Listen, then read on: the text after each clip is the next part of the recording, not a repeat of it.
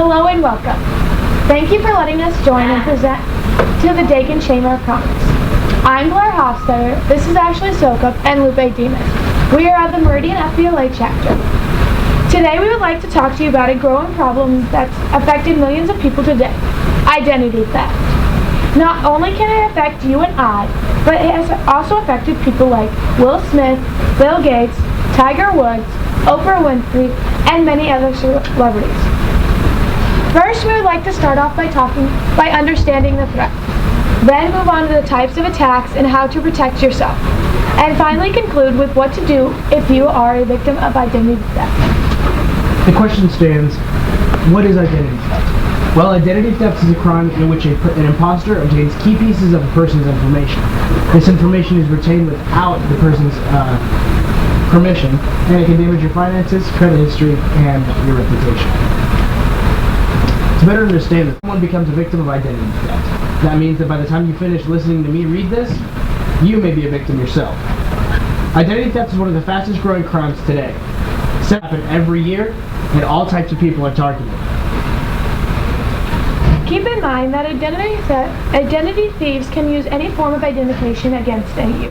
Driver's license number, PIN number from the bank account numbers, online account numbers, personal information, medical records, credit card information can be used against you when dealing with identity theft. Now there are different types of identity theft attacks. The first is it's when somebody goes through your bills, receipts, or other forms of identification. Phishing happens through email, vishing happens through calling, and smishing happens through texting. These are when someone pretends to be someone else like a bank to get your personal information, which is probably the most common form of identity theft, in which somebody hacks through your computer, cellular device, or other mobile device to get your personal information. And finally, a data breach is when your information is compromised due to low security from an organization or something else where it's hacked. This would be a good example would be the Sony hackings that happened recently. Signs of identity theft: withdrawals from your bank account, merchants refuse your checks, debt collectors call you, medical providers bill you for service you didn't use, run-up charges on your credit cards, open new utility, protect yourself, lock, password protect your device, use complicated passwords for online accounts, safeguard personal information, shred important documents containing personal information, review credit reports and bank reports frequently. If you are a victim of identity theft, contact the affected entity.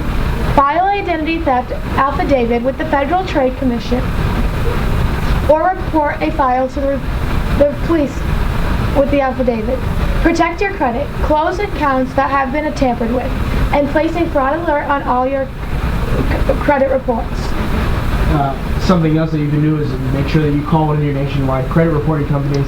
You call one company, and that company will then contact the other two, Experian and TransUnion and Equifax. Those are the three federal credit reporting companies.